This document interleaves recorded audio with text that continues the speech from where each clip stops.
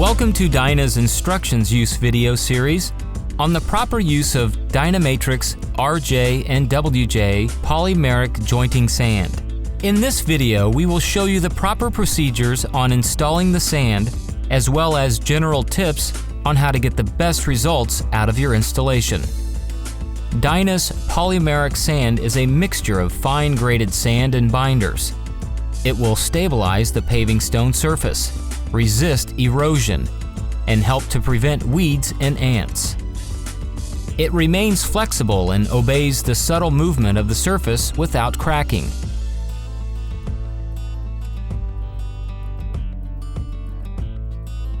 For joints that are no larger than 1.6 centimeters, 5/8 of an inch, we recommend you use Dyna's RJ polymeric sand. For larger joints, we recommend you use Dyna's WJ polymeric sand. First, let's start with the tools needed for installing the polymeric sand. 1 hard bristle broom, 1 garden hose with multiple power settings, 1 leaf blower, 1 sand tamper. 1 pair of goggles and 1 pair of work gloves are highly recommended.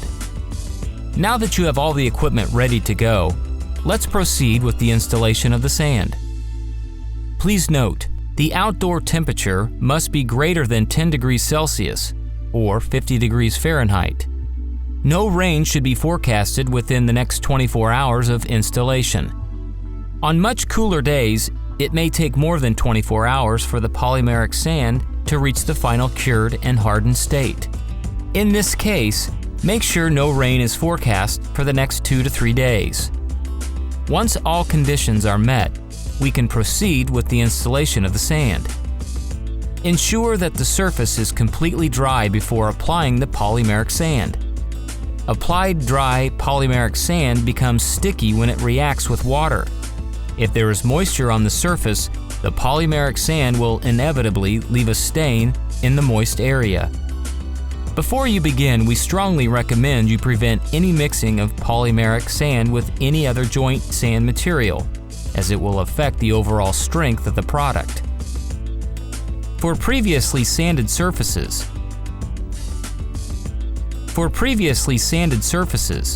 aim to extract old sand to at least half of the pavement depth using a pressure washer, 2500 psi. We recommend using a rotating tip attachment for easier extraction. Once all sand is removed, be sure to let the surface and joints fully dry before proceeding forward. On a new surface, make sure to fill the joints to its full depth with the polymeric sand. When laying down the sand, spread the sand with a hard bristle broom over the entire surface. Once you have filled in all the joints, compact the sand using a heavy plate compactor with a maximum pressure of 5,000 pounds.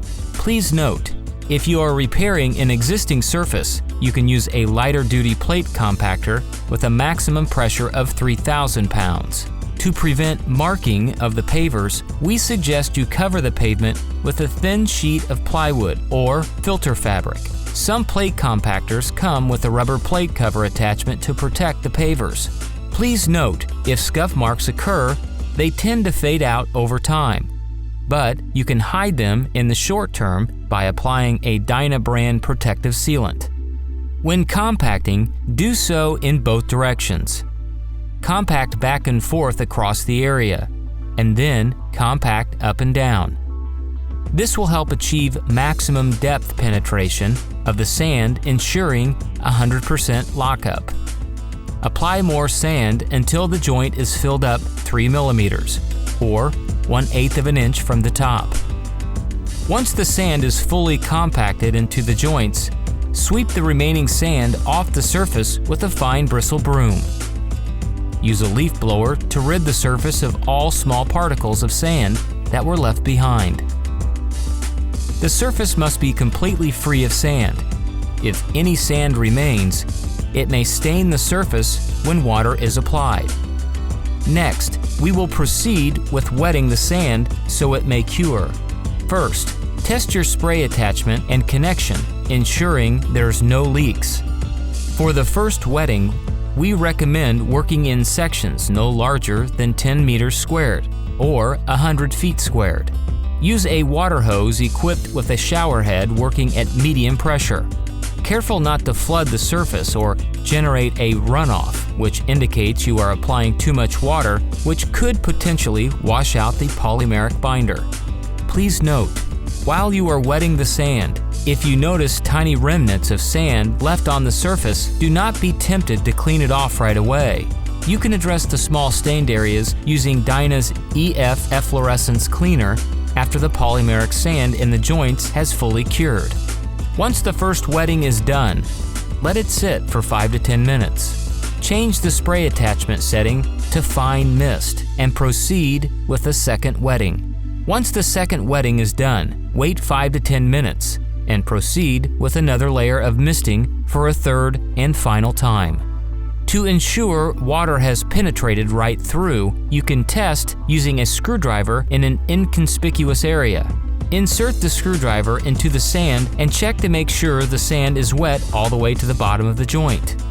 If more watering is needed, proceed with another misting layer, waiting 5 to 10 minutes between each misting.